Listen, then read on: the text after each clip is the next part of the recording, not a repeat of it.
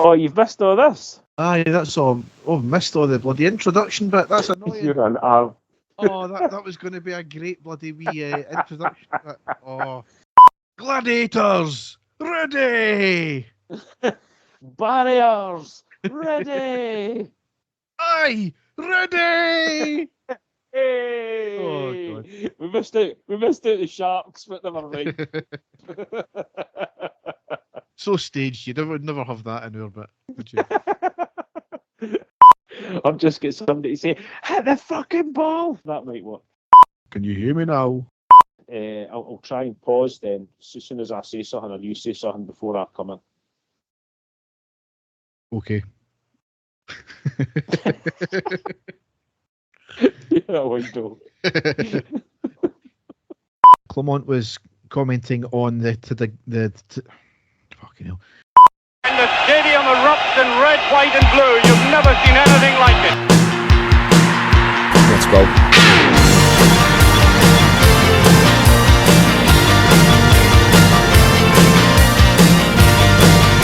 Manchester, brace yourself.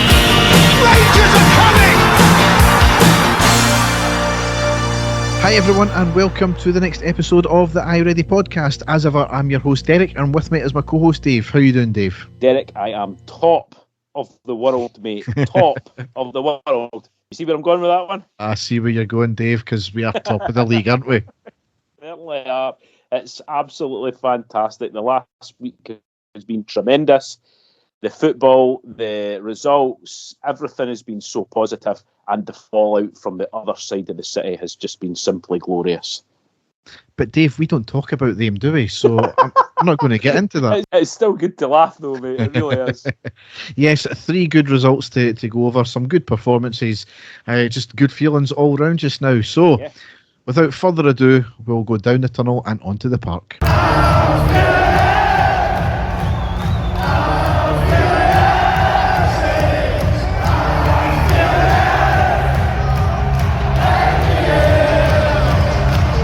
So the first thing we've got to cover, it would be remiss of me not to cover this first, is we've got a sad piece of news, obviously, with the passing of Rangers and Scotland Hall of Famer Ian the wee Prime Minister McMillan, passed away at the age of 92.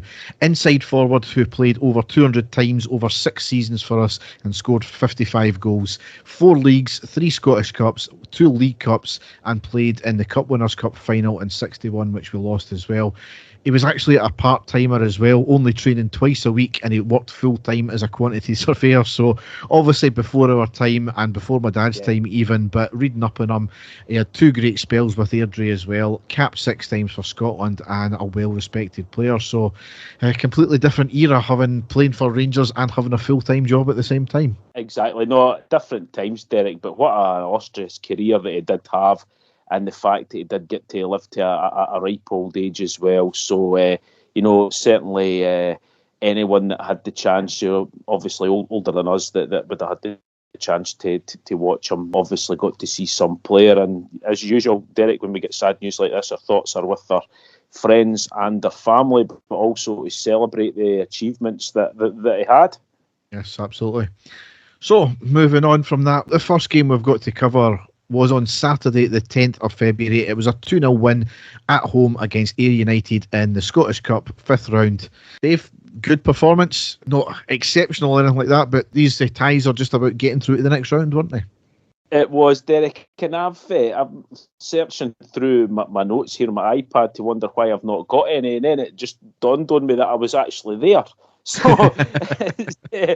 I went with my son through on Saturday, decided to go by train for a wee change so we could go for a few drinks. And as you said, Derek, it wasn't an all-out demolition of the team for the lower league, but it was a very professional performance and result. And quite rightly, what you said, it was all about us getting through to the next round, wasn't it?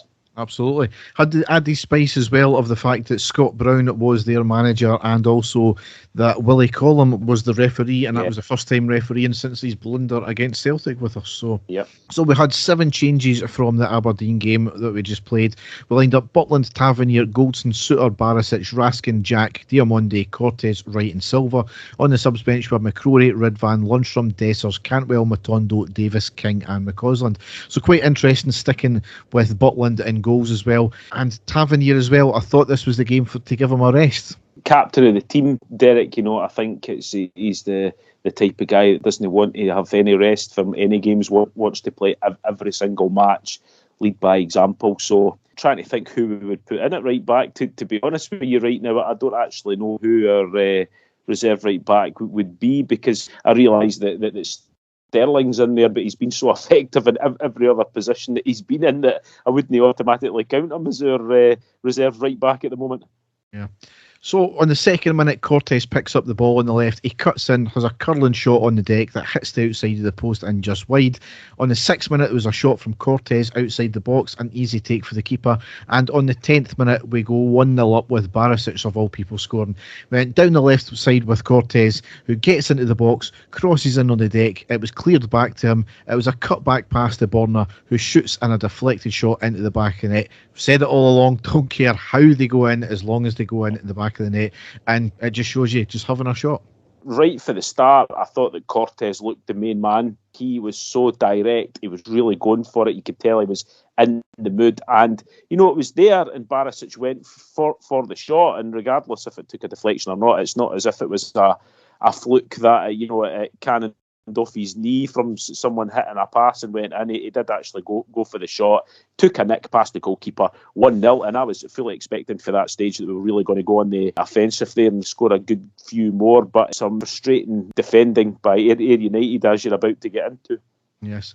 17th minute, a bit of controversy, because Cortez was taken out in the box. It was a shoulder challenge, but there was absolutely no attempt to play the ball whatsoever. He played all of the man.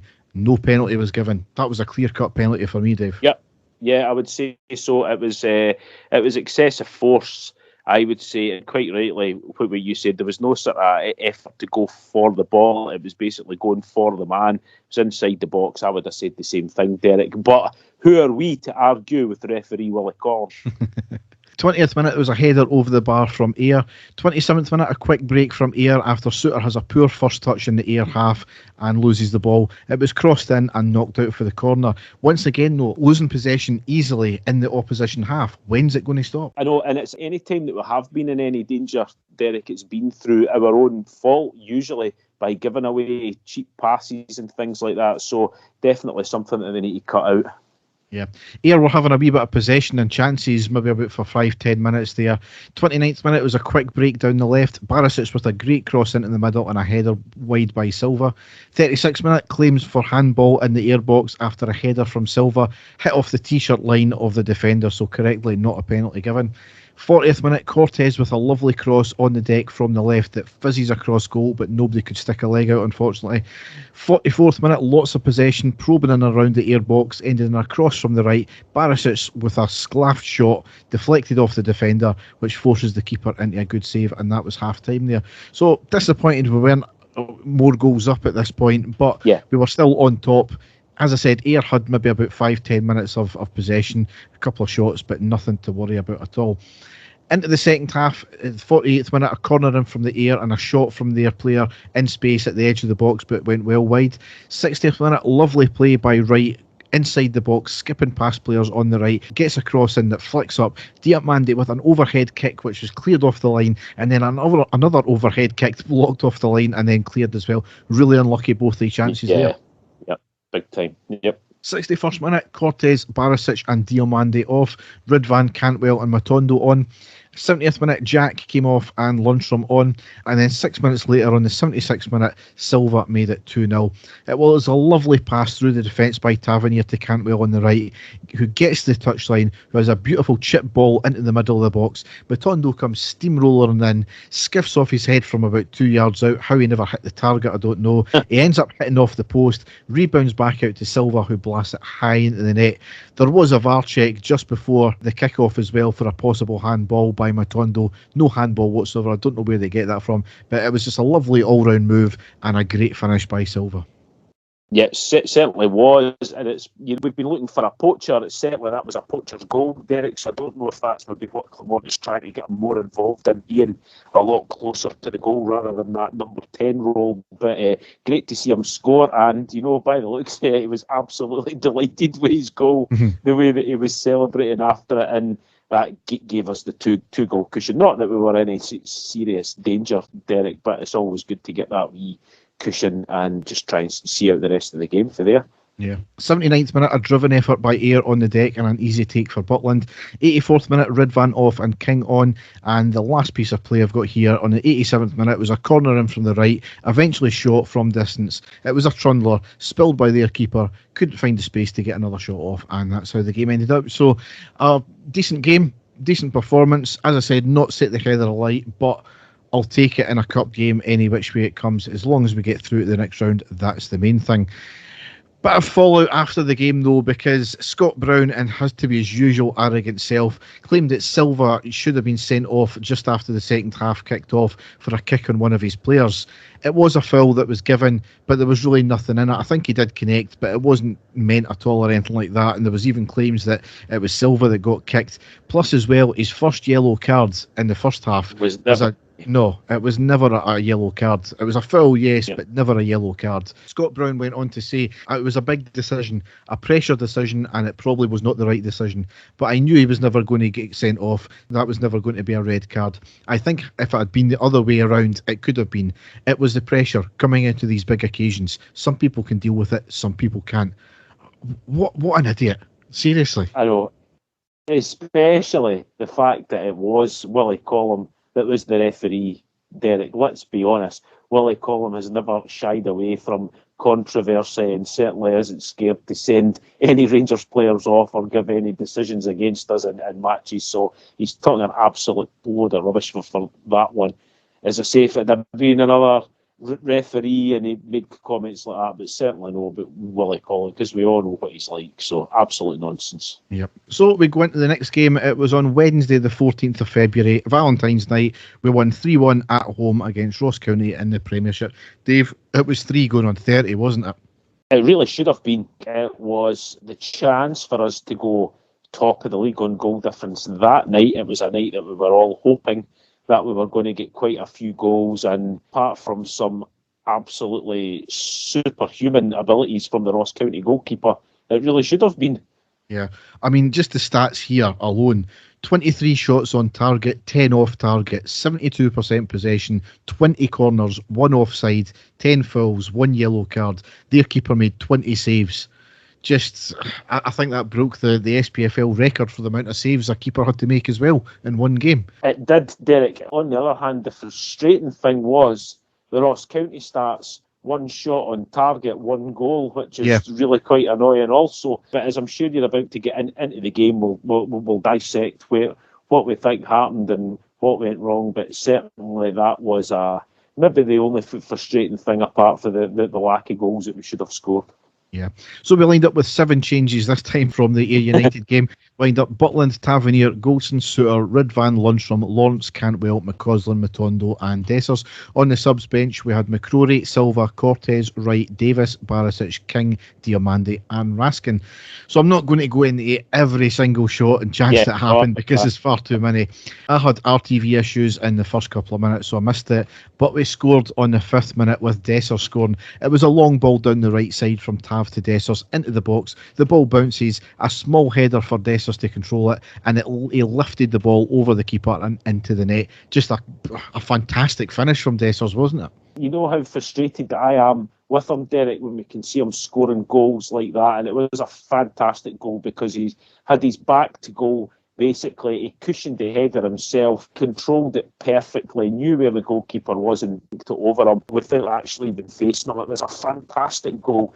And when you know that he can score goals like that, it's the simple ones that he doesn't score that's incredibly frustrating. But a great goal, a great time for us to score. And the whole stadium was absolutely rocking and, hoping and praying that we were going to go and get a barrel load in this game. Yes. On the 8th minute, it was a great shot from Tavernier just outside the box after a sweeping move, and the keeper has a great save to tip it over the bar for a corner. 10th minute, ball to Dessers inside the box from Ridvan. A lovely control that takes it on his other foot, shoots and hits the outside of the post. That was the first time of many we hit the woodwork this game. 15th minute, Matondo with a shot on the left side, just wide. 17th minute, Matondo to Lawrence, who plays it back to Matondo into the box, has a shot, a big save from the keeper who pushes it onto the bar and out for the corner. Really unlucky that there. 22nd minute, Lawrence with a shot just outside the box and a relatively easy save for the keeper. And then from absolute nothing, Ross County draw level on the 29th minute. It was their first time up the park. It was a long hit and hope overhead kick down our right side. Goldson out-muscled down that wing. The cross came in. Suter lost his man and allowed the attacker to ghost in and shoot the ball into the net. Just from the hit and hope overhead kick to Goldson this time being outside the box to being out-muscled. I can't believe he just never stuck a foot in, taken the guy out, done something. And for Suter to lose his man is criminal as well. Just a calamity of errors all round. It was Simon Murray that scored for Ross County, a vastly experienced and very underrated striker. In my opinion, he's always scored goals with wherever he's been. And when you've got a player like him that can score out of nothing, and it'd be fair to them, it was a great move by them, but I think they made it really easy for them, and for them to score with their only shot at goal was absolutely frustrating, considering the amount of chances that we had that we didn't score with. Is unbelievable. And at that stage there, you said it was out of nothing. We were completely dominating, completely on top, and it took us complete shock at that stage, didn't it? Yeah. After that 41st minute, there was lots of possession, ending in a cross in from the left to Matondo, hits off the boot of Dessers and goes straight into the keeper's arms. 43rd minute, half chance for Ross County, but kicked high and wide. 45th minute as well, a long shot from Cantwell, saved by the keeper who spills it. Dessers picks it up, turns and shoots from 6 yards and cleared off the line and eventually cleared. He was getting a lot of stick for that, but it's still a hard chance to get. 49th minute, there was a chip shot by Ross County and an easy take for Butland. And on the 50th minute, Dessers makes it 2-1. It was a long ball into the middle of the box from Tavernier, a header down into the ground from Dessers, bounces into the net past the keeper. Just a great header, the way he should do it, header it into the ground, make the keeper try and dive and save, but he couldn't get to it. And obviously this was still in the first half, being the 50th minute. The referee added on 5 minutes injury time because Ross County, when it drew level, they just time wasted the rest of that half as well. So quite rightly, extra time added on, but great goal all round. No, it was, and out of all of the shots and chances that we had, that was possibly one that you thought the goalkeeper might have been able to save compared to some of the other saves that he made. But great time for us to score as well, to get us back in the lead going into half time, getting the crowd lifted again in the hope that we were going to come out in the second half and score a few more. So into the second half, we made us change at half-time. Matondo off and Cortez on. He was straight away involved in stuff. 51st minute, he had a shot forcing a great save from the keeper. 54th minute, Tav passes to Cantwell in the Ross County half. Cantwell drives it forward, hits a curling effort on the deck, and a great diving save out for the corner by the keeper. 64th minute, Ross County with a corner from the right. It was a header at the back post over the bar. That was quite dangerous, that one there. 66th minute, a decent shot from distance from Lundstrom and a good save from the keeper. 67th minute, Lundstrom with a shot saved by the keeper and out for the corner. 70th minute, ball fed to Dessers, who creates space for himself, shoots, saved by the keeper. 71st minute, McCausland and Dessers off, Wright and Silva on. 74th minute, nice play in the final third between Tav, Cortez and Silva, ended in a shot by Cortez just by the post. 76th minute, Cantwell with a shot from 25 yards, the keeper with an absolute worldie to touch it onto the bar and out for the corner. 79th minute, Lawrence off, Diamande on. 82nd minute, Lundstrom with a shot on the deck from 20 yards, right at the keeper and saves and collects. 83rd minute, Silva with a shot, saved by the keeper. Cortez with a shot and then blocked. And then we finally get the third goal on the 92nd minute, make it 3-1 with Suter scoring. It was a corner in from Tavernier from the right. It was flicked up, cleared back out to Tavernier, who floats another cross back into the back post, and it finds the header Suter, who heads it home. Brilliant. Yeah, no, great goal. I love a cross and a header in, Derek. That's my favourite type of goal. And John Souttar making up slightly for the defensive error for the Ross County goal. It is the way of it with a lot of games like that. But delighted to get the third goal at that stage, because 2-1 really was a complete injustice to us, wasn't it, Derek, with the amount of chances that we did have and the constant attacking pressure that we were putting on. So delighted for Souttar as well to get the goal and, 2-goal cushion, but we were hoping for a lot more, and really should have got a lot more with the performance that we put in. Yeah, I mean, I think the injustice is my summary of the game there, because it was probably the most one-sided game you'll ever see. It was, yeah. Yeah, the amount of chances we had, their keeper, it just so happens that their keeper turns into Buffon that night as well. I want to kind of get into a wee bit of the fallout from it, Dave, because obviously Celtic had dropped points in the previous game. Had we won this game by 3 clear goals, then we would have went top of the league on goal difference. So obviously there was that expectation. Yeah. Ross County not great, we're at home, and we were relentless, we battered them. And people were going absolutely apeshit at the end of it. Oh, this is shocking, why didn't we couldn't score, how did we not take more off them? And I found it a wee bit over the top, Dave, because see if we were maybe 12, 15 goals adrift of Celtic like we were early in the season, nobody would have picked up on this game about the fact that we won 3-1. I mean, people were moaning at a 3-1 victory and a very one-sided one where we were never really in much doubt of losing the game, to be honest. So I just think some of the fallout was incredible, and as it turns out, we don't need goal difference, do we? So it was more frustration, I think, Derek, because you said it at the start of the game there, we set a new record for the amount of saves our goalkeepers had in the SPFL since basically stats begun. And I feel, and for once, Derek, I am not criticising Dessers here. I think he had a very good game. He'd done what he was supposed to do. I think it was more a lot of the other players are needing to have a look at themselves, because the amount of shots and goal that went straight at the goalkeeper, and I realise there was some incredible saves that should have been goals, but a lot of those shots and chances that we had were, guys shooting straight at the goalkeeper, and I am looking for more for these guys. I'm looking for more accuracy, and I think that's been the issue.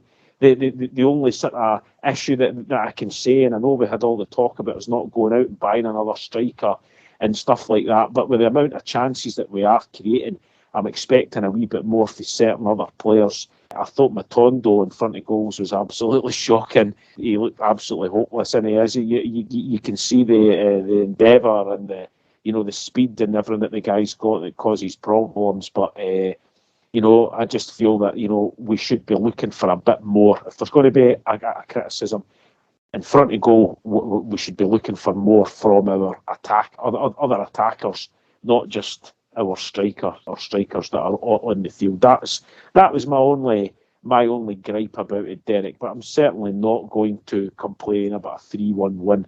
I think it was just the manner of the game, the way it went out, has frustrated a lot of people. Yeah.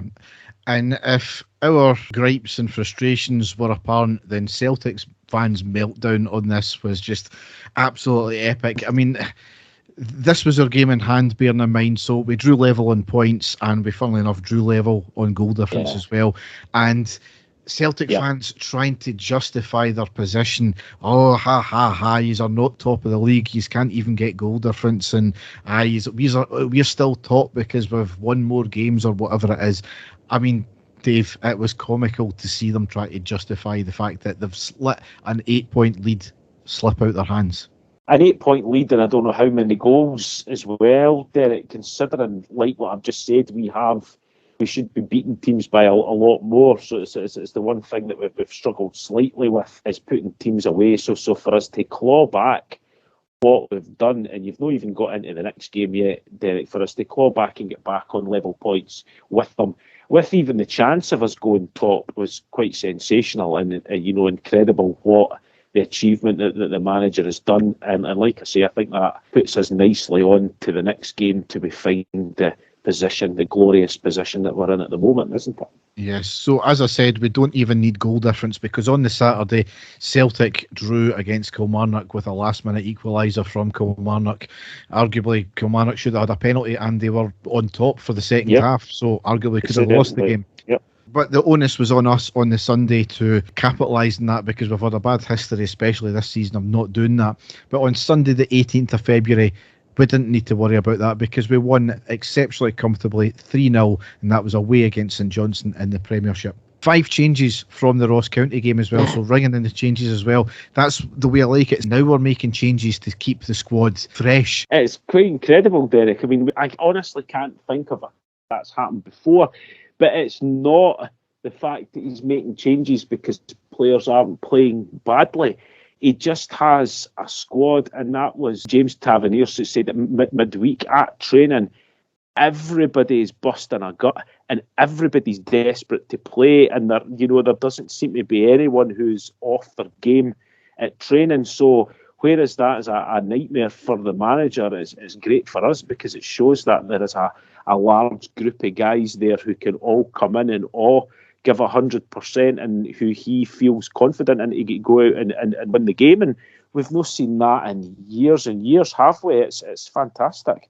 Yes, so as I said, 5 changes. We lined up Butland, Tavernier, Goldson, Suter, Barisic, Lundstrom, Cantwell, Diamande, Wright, Cortez and Silva. On the subs bench we have McCrory, Ridvan, Dessers, Lawrence, Sterling, Balogun, King, Raskin and McCausland. So you look at the first team and it's strong, and then more importantly you look at the bench and it's strong as well.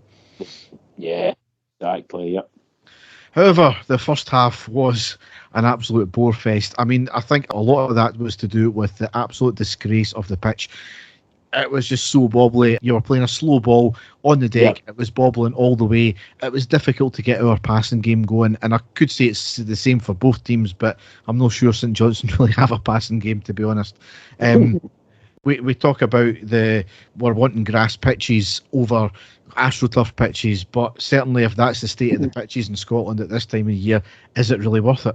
I don't think it's the state of the pitches there. I think it's just that pitch particularly. I thought it was absolutely atrocious. And you said it was at the start of the game it was a bit of a bore fest. I would say about 95% of the reason it was because of the pitch, because we knew that we weren't going to get the ball in slick passing, and again, us being able to adapt to our game to suit these conditions again is so refreshing, because the manager still managed to get a performance out, although it wasn't as flashy and all out attack as we'd seen in the last sort of few games. We were still the best team in the first half, Derek. Yeah. So there was, in the first maybe 30 odd minutes, there was a couple of offsides for Cortez, and that's really about it. 36 minutes is when it started to get interesting. There was a bad challenge on Cantwell. It was a bit of a lunge. He did stamp on his ankle, and there was a clash of knees as well. A yellow card was given. Dave, we've just seen Sterling being given a red card for a lesser challenge than that. The referee gave him a straight red card for that, despite VAR's saying that you've maybe made an arse of it here. It's went to an appeals process, and they've still never overturned the red card. So there was not a lot of complaints about that and a lot of protests, but to me, Dave, that was a red card. It was a really, really strong challenge, and going just exactly what you said, we've had players punished for a lot less than what that was. And you are looking for VAR to intervene. You are looking for them to be looking at this with a couple of different angles, but never happened. So I, like you, I was a bit baffled by that one. Yes. However, I don't know if we used that to spurn us on or anything, because a minute later, on the 37th minute, Diomande scores an absolute peach for his first goal in his Rangers career.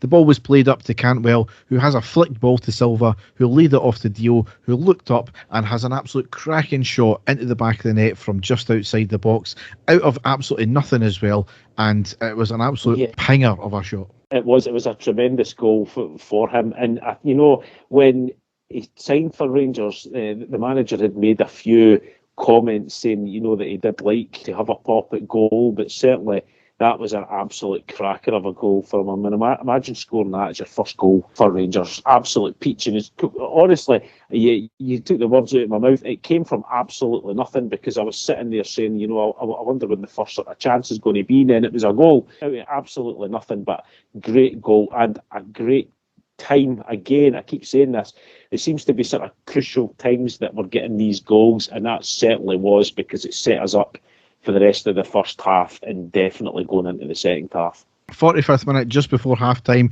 Silva robs the midfielder of the ball. We get the ball forward. Goldson stabs the ball forward to Cantwell in the box as he was falling, and Cantwell pretty much does the same, tries to stab it towards goal, but it goes just by the post.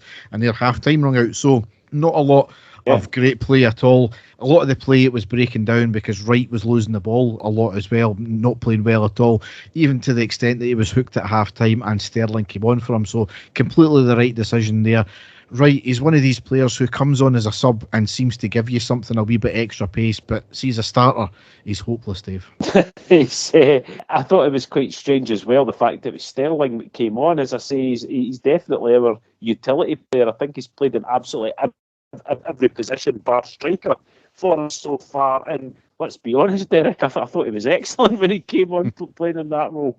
On the 46th minute, Diamande with a cross in from the right. Silva with a great half volley and a great save from the keeper, so unlucky that one there. 49th minute was a VAR check for St Johnstone as their player went down in the box after Tav jumped up and had his hands on him. Not a chance, that was a penalty and it was dismissed as so as well. Dave, never a penalty, was it? No, definitely not. No, definitely not. 52nd minute, cross in from the left. Sterling with a glancing header just wide of the post. Biscuit didn't heed that one there because it was easier to put it on target, I think. 59th minute, Cantwell off and Lawrence on. What was interesting about this here as well, two things. When he came off, he put an ice pack on his hamstring, so hopefully that was just a precaution, that one there. But as he was coming off, a proper big hug from Clement and a good chat too as well, and it was fantastic to see because he was clearly telling him the reasons he was bringing him off, and proper man management is how you get a tune out of players, and that's what Clement's doing. And that's exactly what he has done, Derek. I mean, he's done that, I think, with every single player, and that's why, again, I'm going back to what I said, and one is desperate to play, and they're obviously desperate to play for him, so it's been absolutely fantastic. And going back to what you were saying about the ice pack, it actually looked as if Cantwell was raging, for a millisecond that he was coming off, so I'm not reading too much into him strapping his leg up with the ice pack, because I think he was desperate to stay on. But quite rightly, what you said, when you get a manager who can put his arm around a player, especially like Cantwell, who's one of our, if not our most creative player, and explain exactly what happens, it helps the player as well. It helps him understand, and it doesn't lead to any bad feelings, in amongst the players. So quite rightly what you said, it's fantastic to see. Yes. 68th minute, Lawrence with a shot wide. 68th minute, Silva and Cortez off, Dessers and McCausland on. 72nd minute, Barisic with a free kick on the left side of the box, curls over the wall but had no pace and easy for the keeper. 73rd minute, St Johnstone with a free kick on the left side, Lundstrom up and over the bar with a header, taking no chances, that one there. I could see that floating in, to be honest, Dave, and only 1-0. It was still squeaky bum time at that point there. Yeah. 75th minute, craziness from the referee because Sterling was clearly taken out in the box from a lunging challenge. It was not even just the first foot that got Sterling, it was the trailing foot as well. The ref was looking right at it. He gives this sort of guilty, weird look to the linesman, clearly indecision in his face there. It ends up going for a long VAR check. He goes to the screen, he sees about 5 angles, and after a good 30 seconds, he eventually gives the penalty. It was a joke that he had to go to VAR in the first place because he was looking right at it. It was the penaltiest penalty you've ever seen in your life, both with the leading and the trailing foot. The fact that he didn't know and the linesman didn't know was crazy. The fact that he had to have 5 angles at it on VAR was crazy. The fact that he had to have at least 30 seconds looking at VAR was mental. That is the level of refereeing we've got in this country. It was a shambles all around. I'm glad we got the penalty in the end. That's what VAR was there for. But for it not to be given by the referee, Dave, fuck me. It was just desperate not to give the penalty, Derek. That's just the way that I saw it, the way the vast majority of other people saw it. He just really did not want to give the penalty, but he had absolutely no choice. It was as stonewall as you could possibly get. No, even Willie Collum could have turned round in the VAR box and told him that it was a penalty. It was clear cut. And as you say, thankfully it was awarded in the end, but it should never have got that far, should it have? No. 70th minute, Tav does what Tav does and he hits it high into the top right hand corner. Keeper dives the right way but not a chance of getting it there. So that was 2-0. 82nd minute, Barisic off and Ridvan on. 82nd minute, Dave, I know what you're going to say here. Dessers goes 1v1 with the keeper. He tries to take it round the keeper, but he was outdone when the defender caught up with him and he crossed into his path.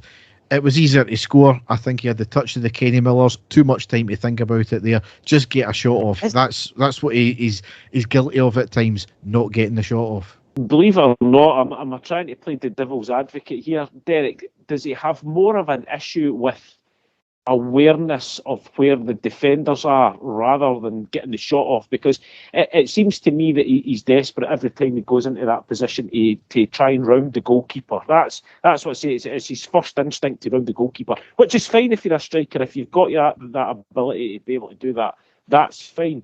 But his awareness of his surroundings seems to be really poor. And, he doesn't seem to know when the defender's really close with him or not. I think that's the bigger issue for him rather than not getting the shot away. But, an actual poacher penalty box striker would just, try and well it as hard as they could if they got into that position. But he doesn't seem to do that. So it was a wasteful chance, Derek. It really was. I'll not tell you what I was shouting at the TV at the time, but I have calmed down since then, and I am trying to give the guy a wee bit of excuse as to what it didn't happen, because it's happened a few times now, almost identical to that situation, hasn't it? I mean, what happened to your teammates just shouting "man on"? Well, I know Leslie doesn't understand what that means. You know what I mean? But it does. It seems to be an awareness of his surroundings that seems to be outdoing him. I just wish that he would get through and just well it as hard as he could, just even to make the goalkeeper try and pull out a save, rather than it ending up with him getting tackled before he even gets a shot off, which is more frustrating than anything else. But there you go. 84th minute, Dessers ends up hitting the ball off the bar. I think there was a cross from the left and he gets a header off the bar. It was not cleared. Lawrence has a shot, hits off the outstretched arm of the defender in the box, who had his back to it, in fairness to him, but it clearly hit off his arm. There was claims for a penalty from lots of our players, nothing given, and the game goes on. And then about a minute later, the referee stops the game mid-play. He goes to the VAR screen and straight away gives a penalty for a handball. I think it was pretty evident to almost everyone on the park that it had been, because you could see the St Johnstone players knew that they had got away with one there. Also, just with the reaction of the players, the Rangers players were going daft as well. And again, thankfully, it got called back, because it was as clear-cut a penalty as you could get again for the handball, and referee missing it again like he did. And it was, we were having a laugh to say the referee's, desperate not to give us the first penalty. Certainly looked like he was desperate not to give us the second penalty as well. Yeah, where's the linesman in that as well? But it was a clear-cut penalty. You might not like the rule. In fairness to the player, he had his back to it, but you can't outstretch your arm like that, and it's clearly hit off. No. Stop the path of the ball going towards goal, which it was. So, yes, penalty again on the 87th minute. Up steps Tavernier, does what he does. 3-0, hits it high into the opposite side this time. Keeper dives again the right way, but it was just too accurate. So 3-0, absolutely brilliant at that. Yeah. And then on the 95th minute, Dessers, once again, 1v1 with the keeper, but he just releases it too late. He gets a shot off this time, but the defender managed to block it. So, again, I'll criticise Dessers for this one here as well, because he has to be doing better than that. Oh my God, is there something happened to him, like a sort of reverse universe or something like that? It usually happens here, because it's usually me going absolutely tonto about the guy and you that's sticking up for him, and here we're the opposite way about. It is frustrating, and it's exactly like I said. It seems to be a lack of awareness, I think, from him. I would be hoping and praying that these things are being worked on in training, and he's basically being told to get out there after training and practice, running in on goals and hitting shots for almost everywhere, because we've seen with James Tavernier, with the accuracy that he's got, it basically just comes into practice. And I hope that is the case. I would like to think it was, with a professional player, knowing that he's getting all these chances and opportunities that he would want to be scoring as many goals as possible. So I really hope it is something that's been worked on, Derek, but very frustrating at the time. Yes. But that was the end of the game. We landed at 3-0 winners. It meant we went top of the league by 2 points, as well as a 3 better goal difference than Celtic as well. So absolutely delighted. We don't need goal difference in this case. The game was still not finished though, because, Craig Levein, I liked him when he was no fucks given pundit rather than grumpy old bastard manager.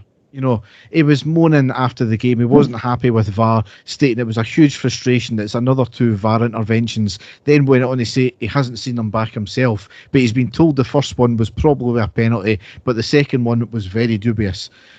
I mean, he was rightly ridiculed by pundits all around the place by that afterwards. I mean, how can he say that I'm annoyed at the VAR decisions, but, I've not seen them yet?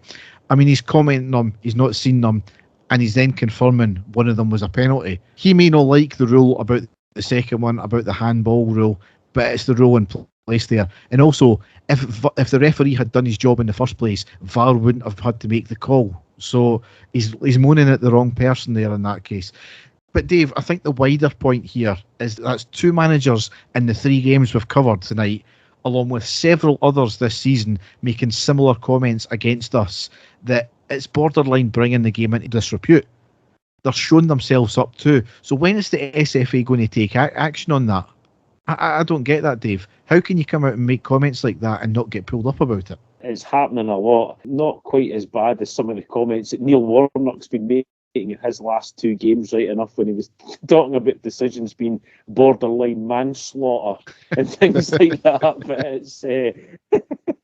it's becoming quite boring now. I think if Craig Levein's really got to be looking at his own team and his own lack of attacking in that whole game, because I don't think St Johnstone got a single shot on target against us, did they? So I think he's need to look at himself, look at his own tactics before he can try and put blame on anything, because if he thinks St Johnstone deserved anything out of that game, he's completely start raving mad, Derek. Yeah. So with 2 stonewall penalties, we completely controlled the game in very difficult circumstances. I mean, that pitch was a disgrace. And for us to go and completely control that in a pressure situation, I don't care what anyone says, I was absolutely delighted with the result, the performance on that pitch, and the way that the players just seem to step up, regardless who's on the park. I keep saying it, everybody just wants to play for the manager, and it's fantastic. And we are top of the league by 2 points. It's tremendous, and here's hoping that brings the players on even more.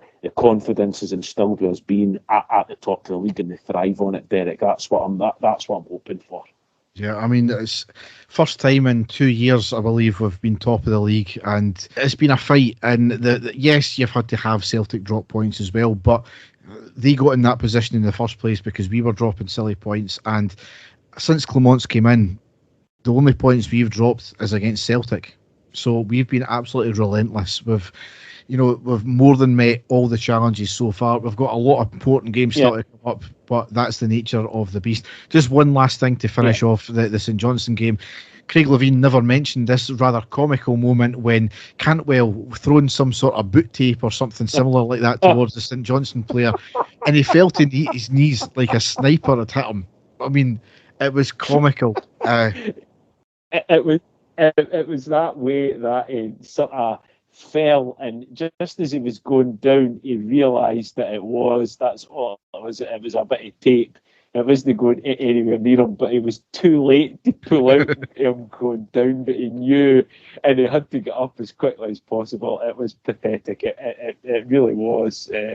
Comical moment, but that was conveniently missed out by Craig Levein in his post-match comments there. So that was a good spot, that one.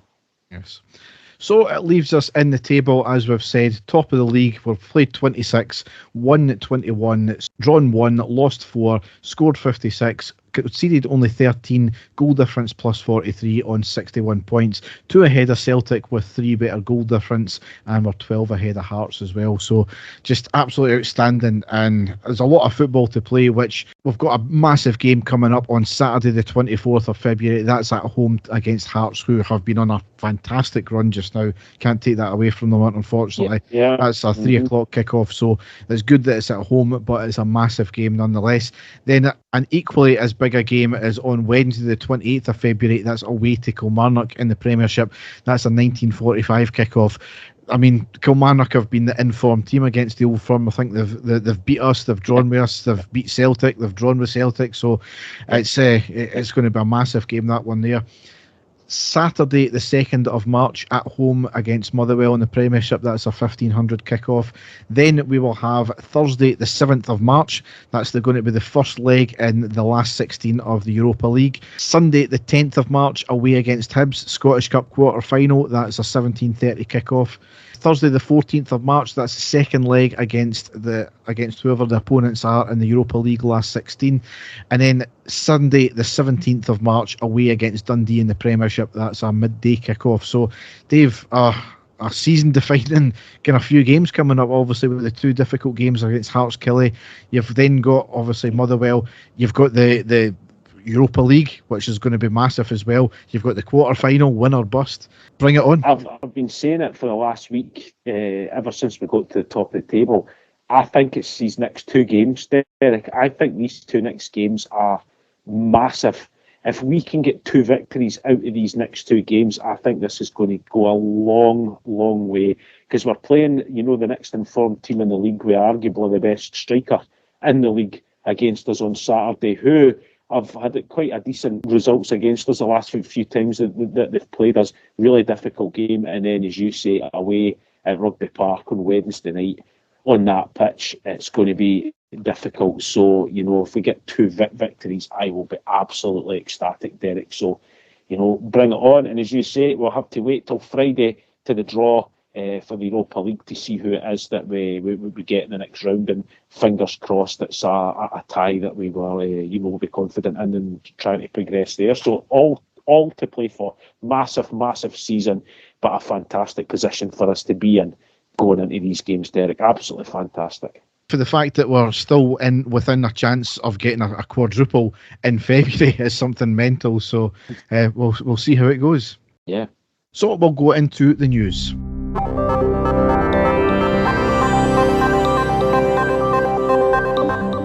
So Dave, a lot to cover in the news as per usual.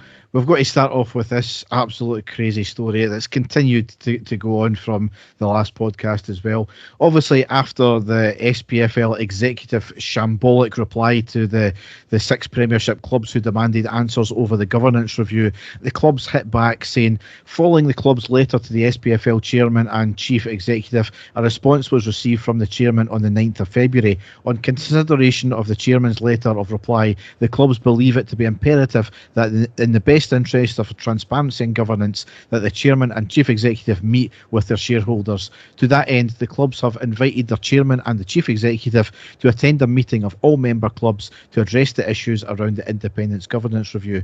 All SPFL member clubs are invited to attend and participate in this meeting, which is to take place at 11 a.m. on the 27th of February.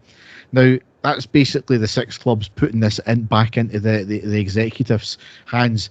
It's an exceptionally smart move, because if they don't, it proves a point of lack of leadership and they've got something to hide. Yeah. If they do attend, then they're going to get absolutely slaughtered on what they've done here. And it's very smart as well, including all the 42 clubs as well, not just the board members, the 12 or so board members, all clubs involved. However, the SPFL executives won't meet clubs for another month at least, because they've put out a statement which has kind of went under the radar as well, and it said, a spokesman for the SPFL said, "We are pleased that following further discussions with Henderson Logie, we have now been able to circulate their independence governance review in its entirety to all 42 clubs." Surprise, surprise, I think they've got something to hide there, the fact that they're now releasing it after they've been called out on it. But then they've went on to say, now that clubs are in possession of the review, we are confident they will see for themselves how thorough and detailed the exercise was, and that Henderson Logie have delivered in full on the brief announced on the July 2023. Henderson Logie's report contains a number of recommendations for the board's consideration.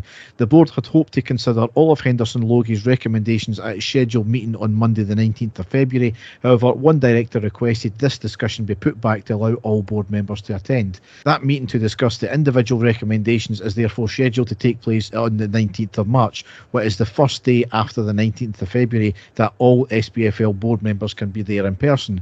Given the ongoing public debate, however, we are keen that clubs and the board are able to discuss the review at the earliest possible date.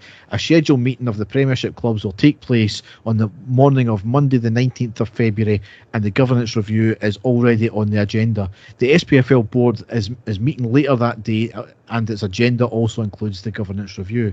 As well as the Premiership clubs meeting, we intend to schedule further meetings in the weeks ahead to enable the clubs to have their views heard and their questions answered at the earliest opportunity.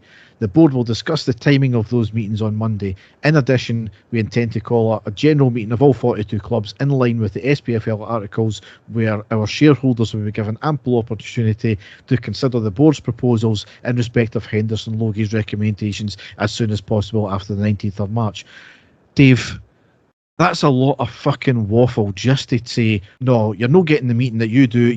We're going to dictate the terms of the meeting. We'll give you the report now that you've been called out on it. No, you're doing it our way. Dave, it's a fucking wordy shambles, as usual. Is it perhaps more stalling than anything else, Derek? Is that a stalling tactic for them so that they don't get caught out, so they don't have to put anything out, straight away that they might get caught out on? I'm not sure, but exactly like what you said, I think it's the way that the clubs have went about this is very smart, because they know that they're now going to have to get a proper response for them. But the way that that's went on, with the amount of waffle that they put out, it looked to me as if they were stalling more than anything else, that they could try and come up with something to give them more time. So I don't know if you think the same way. All Premiership clubs have apparently had a meeting just that Monday there, so there's been nothing in the media to say what's happened from that. They're going to then schedule a meeting of all 42 clubs for the 19th of March, or is that the SPFL board? I just don't get it, Dave. It's just an absolute shambles, and I hope the 6 clubs are now coming up with something for this one, because the fact that the executive were called out, they waffle a bunch of shite, they then give the actual the allegedly full review out, and they waffle a bunch more shite because they were called out, and it's just nonsense. It really is. Where do we go with this one? I don't know. It doesn't surprise me, and it wouldn't surprise me if it gets postponed again. And they keep trying to postpone it as much as possible, and they'll come up with some other excuses as to what to do. As you say, that there seems to be a lot of waffling going on, but we'll have to wait and see what happens there, Derek. But I just think it's a stalling tactic. I really do. Yeah. Next thing here, before the Ross County game, Clement was commenting on the togetherness of the dressing room, and even revealed that he ordered the team to go on a night out together. I know I'm banging on about this, but man management is the thing that wins you trophies. You've seen it with Walter, especially in the 9-in-a-row run. Granted, it was a different culture back then. It was pretty much night out every night by the sound of it as well, and all the stories that have came from that. But it's all about togetherness with that team, and that seems to be what's happening here as well. It's incredible to see the way he is treating the players, and I've said it before, I've said it again, man management wins you trophies. So really good to see there, and apparently they did go out and had a good time as well. So excellent. It's something that we've not seen a lot of. It's been very quiet, but as you keep saying, and we do keep harping on about it, the difference that you can see in the players is unbelievable, and it's down to one man, and that's the manager. So fantastic stuff. Yes. Next thing here, a bit of a strange one and an absolute stramash from Celtic once again. Rangers had to cancel all Celtic tickets for the Women's Old Firm game at Ibrox just there. Obviously, we normally play at Broadwood, however, we moved it to Ibrox to get more fans in. I mean, the women's game has always been about a family-friendly atmosphere, and as such, there was no segregation between the fans planned at all, no policing at all either.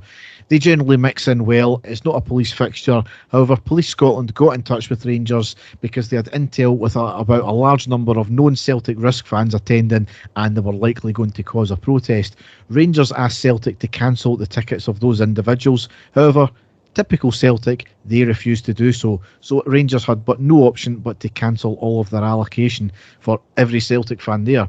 Of course, this was spun as being big bad Rangers as usual. Once again though, Celtic were in the position to sort this issue, but they refused to do so. So again, When they don't get their own way, they chuck the toys out the pram. Celtic have always had issues with standing up to the Green Brigade. They've allowed that behaviour and that element there to fester over a number of years, and rather than deal with it, they go and blame others, and they spin their media lackeys to go and blame others as well. Celtic even had the cheek to put out a statement referring to us as the home club twice, rather than actually name us. And then they went on to blame us as well, without even mentioning the fact that they were asked to cancel tickets and they refused to do so. Celtic fans, of course, blamed this on Rangers, and they even bizarrely tried to turn it round and say it was the Union Bears buying the Celtic allocation. That's despite the Union Bears being 60 miles away in Perth because we had our own game at the time. Celtic fans all online also mentioned that we cancelled Celtic's tickets because we hadn't sold enough of our allocation, and it would look bad that there was more Celtic fans than Rangers fans in there. Just another very long list of bizarre and hilarious claims to deflect away from themselves as usual when it comes to Celtic. I want to say hats off to the Rangers security team, liaising with the police to find this information out and acting upon it swiftly, because that could have turned into quite because it is a very family-friendly environment, and that's for both sets of fans that turn up there. And the last thing that you want to see, especially if you're going along with your kids, whether you're a Rangers fan or a Celtic fan going to cheer on the women's game, is all these mass protests inside your own stadium. It's definitely something that you don't want to see. So I'm really, really glad that they managed to act on that very, very quickly. Celtic doing their usual, terrified to speak out against a certain element of their support. So try and turn it around on us. It was to be expected there, but well done to Rangers for doing that, because there could have been some ugly scenes there, Derek, let's be honest. Yeah. I mean, to top it all off, one of the Celtic women players lifted her top to reveal a t-shirt that said "Football without fans is nothing," and then had a rant on Instagram stating that we shouldn't host the fixture if we can't accommodate fans. I mean, another ill-informed deflection, and she really needs to speak to her own club to get the record straight on that one. I mean, on Instagram, she went on to write, "Today, women's football in Scotland was let down. In a weekend where the Emirates was sold out and the growth of the game took an applause, the same could not be said 401 miles away. You simply can't advertise a fixture based upon the opportunity to see representation on a stage with a false intent to grow the game when the opportunity isn't there for the opposition. Take colours away and you're denying opportunity for young girls in particular to see what they can be if they dream that dream. The dream isn't exclusive to the colours you wear, but inclusive to all, just like the foundations of women's football was built upon. Whatever the circumstances may be, don't host if you can't accommodate. Plan and fund accordingly. It's the reputation of the game that gets damaged, a reputation we all collectively are building." I mean, Dave, I don't know who the fuck she is, but firstly, we were not denying young girls the opportunity to go and see their heroes. These were either wee plooks of teenagers or grown men from her side using a women's game to make a political point. Secondly, I mean, the point about don't host if you can't accommodate, plan and fund accordingly. Well, we did. We planned and we funded for it accordingly. It was a non-policed, non-segregated family game. The women's game, which you can talk about the foundations as she did there, has always been like that. Like you said, Dave, her fans and her club decided to fuck that up. It's not our place to accommodate your hurty feelings or fund alternative arrangements because your club cannot do the right and decent thing. And thirdly, this is not the first time the Green Brigade have infiltrated and disrupted a women's game. They've done it before and they got pulled up about it. So I don't know who the fuck she thinks she is saying all that pish on Instagram, but once again, she needs to maybe speak to her own club to wind her neck in for that one. It seems to me that she's missed the memo here, Derek. I mean, the fact that we've put out a statement stating that the police have been involved with regards to this should be enough for anybody to know, all right, there's obviously something that's happened here. And the fact that we have actually went to them and asked for them to remove those tickets so that the normal fans can get in, and it's been refused, solely comes down to them. So, anybody that can point the finger at us to say that we're to blame are obviously purposely ignoring those two main facts there that I've just said. So she's obviously just not read anything and went with what the vast majority of their supporters have been saying has been happening without knowing exactly what has been happening. But I commend Rangers and the police for for finding that information out and stopping it before anything happened there. So we have got absolutely nothing to apologise about, and we've acted accordingly to the situation. So well done, Rangers. Yes. Next thing here, in the first round of fixtures when it came to VAR this season, there were 3 errors in the usage of VAR. In the second round of fixtures, there's been a further 13. So we've been involved in quite a few of them, Dave. We've had 2 penalties given to us after a VAR decision, which they claim that we shouldn't have got. One was the McCausland one against, I think it was Livingston, which we all said at the time he kind of dived. I don't think he should have been given that one there. Another one I can't remember was apparently a shirt pull against Sima. So we were given 2 penalties, which we shouldn't have been given, allegedly. Next one's, though, Cifuentes' red card against Dundee shouldn't have stood. It should have been a yellow. VAR should not have given a penalty against us for the Suter handball against Kelly, which was, bearing in mind, that was the first penalty we've conceded in nearly 2 years, which was such a big thing as well. And also, VAR should have been used in that infamous handball against Celtic with Johnstone there. But they still had to try and justify that one by saying, it would have been offside in any case. I mean, then the SFA still had the cheek to say that the process in that decision was actually correct in that instant, despite the report actually saying the exact opposite. So if you've got an SFA spokesman saying everything's fine, and then the report that has just been published on that is saying it's not, then who are you to believe, Dave? You don't know who to believe. It's quite incredible. It's completely contradicting themselves from when it comes out. Only in Scotland would that happen, that you would get a statement out and then straight away a counter statement saying, completely opposite. It's incredible. You don't know who to trust. You don't know who to believe. And it's no wonder we're in the mess that we are in the game just now. It's absolutely incredible. I mean, he wasn't finished there, because he ended up going on to say it was actually Sky Sports that asked them for the offside image, which they duly granted. I mean, that's despite there being no calls from Crocker whatsoever. He was a commentator at the time. He was just as flummoxed at the whole decision and the offside as I think the rest of us were. He even claimed that there was no audio at all. The audio for the VAR guys never even said anything about offside. So somebody's lying somewhere. I don't think, as much as Crocker's an idiot sometimes, I somehow don't think it's him in this case. Yeah, no, you're 100% right. It's still a decision that baffles all of us. We could talk about it all night, because I've never known a penalty decision to be checked at VAR, or a handball to be checked with VAR, for it to be clear, and then for them to automatically go and look to see if it's offside after that, which go back some frames to see if the move leading up to it was offside. I've never heard of that before. Absolutely baffling. But we went on about that before. We all know, Derek, what should have happened. We all know exactly the reason that it wasn't given. But, for the spokespeople for the SPFL to come out and completely contradict themselves, I was going to say surprising, but it's really no surprising, because it seems to me that they've not got a bloody clue what they're up to. No. Anyway, the last couple of pieces of news I've got here is that wee devil, Rino Gattuso, has been sacked by Marseille. He took the reins in September. It was only meant to be until the end of the season, but it got cut short, and it's been his third sacking in 3 years. Yeah, he's a bit of a hothead, Derek. We knew that already. He was touted as being a possible replacement for Giovanni for Michael Beale and for Van Bronckhorst, but going in his last few managerial outings that he's had, I think it's been a bit of a car crash there.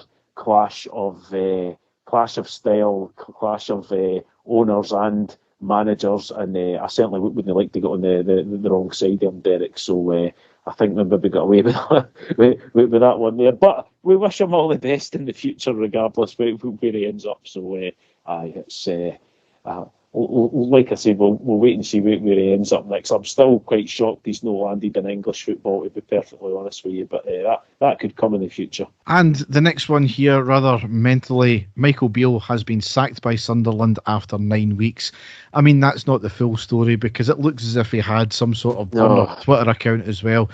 Dave, on a personal level, I kind of feel for him, because I just don't think he's cut out for management. I think he's kind of too emotional, maybe not as emotional as Murty at all, but But I just think he needed to take some time out after Rangers, clear his head. He's jumped straight back into management. I think he never really had the dressing room. He never really had the fans by the sound of it as well. And he's had a few good results and more questionable results, more bad results. And it's just never really worked out from him. And then with these burner accounts, he had the same when he left Rangers as well. He had these wee vacant accounts that he was posting things. It looked as if he's been posting things, praising himself and saying, it wasn't as bad as that. And I think it looks as if he's done the same with Sunderland as well. Dave, there is either some issues there that are more serious than we're giving credit for, or he's just really insecure, or there is just something no right there. I don't know, Dave. Personally, I feel for him, but he's just no cut out for management, I don't think. If he is, Derek, it's certainly for a much smaller club that's not in the limelight. He would maybe be a good manager for a sort of bottom half championship club or League One club in England where the spotlight isn't on him as much. But, going to Sunderland, I realise they're in the championship, but they're still a huge club with a massive following. You really can't get away with anything, and he was caught out with the burner account, which is quite incredible. And it was exactly like what you said. He had been basically pretending to be someone else, bigging himself up, basically, saying that he didn't do it. And there was a few things in there about Rangers as well, saying that you had to feel for him because it was Ange Postecoglou that was relentless, and there's no any other managers could have done any better and things like that. So you can't get away with things like that, and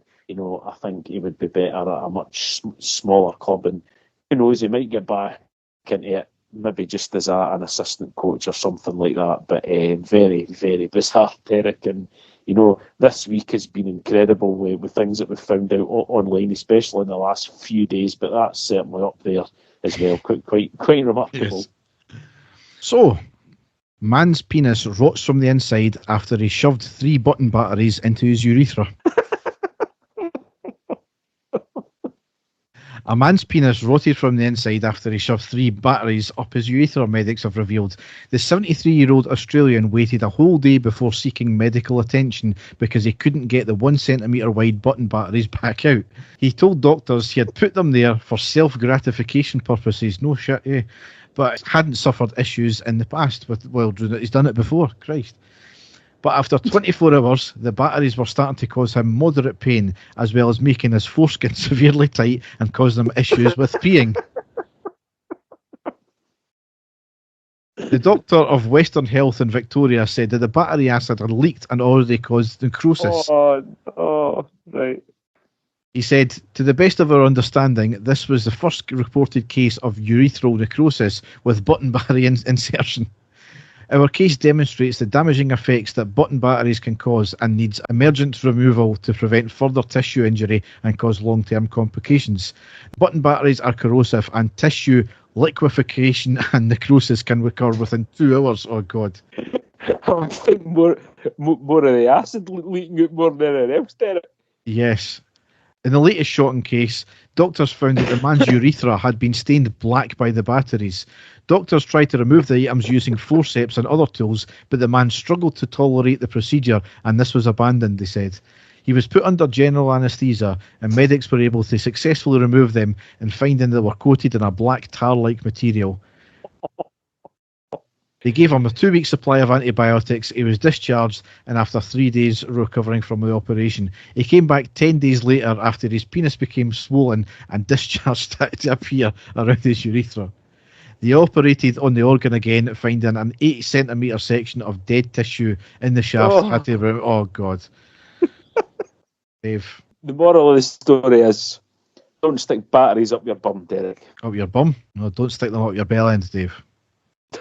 On that cheerful note, we will end the podcast. Don't stick them up your bum either, by the way. I don't know why you said bum there. I don't know what you've got. I don't know. Dave's got something on his mind. Oh dear. I'm saying no more. Fucking glad at that. So Dave, yes, fantastic being back top of the league. A great feeling. a lot of important games. I mean, there's not many games to go. I think there's 12, 13 games to go, but we've got a hell of a lot of important ones. 2 games against Celtic, obviously at least 2 or 3 games against Hearts, Kilmartin. It's going to be difficult, Dave, to keep this going, but we've been fantastic so far. It's maybe not been the most prettiest sometimes, but we've always got the result there, and I'm looking forward to the next game. That's the big thing. I am looking forward to seeing us play, and certainly if you think back maybe 5-6 months ago, you couldn't have said that at all. So change times this season, and long may it continue. Yep, they're in the driving seat now, Derek. I want them to thrive on that, and I want them to thrive by going into the next game with a good performance and a victory to see us into the game on Wednesday. Like I said, I think the next 2 games are absolutely massive for us, Derek. So I just hope and pray that all the players are well up for this and they're thriving and being out in front. 'Cause it's the first time, as you say, in about 2 years that this has happened. So long may it continue. Yes. So thanks for listening, and goodbye.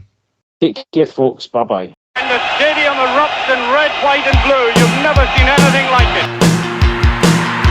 Let's go.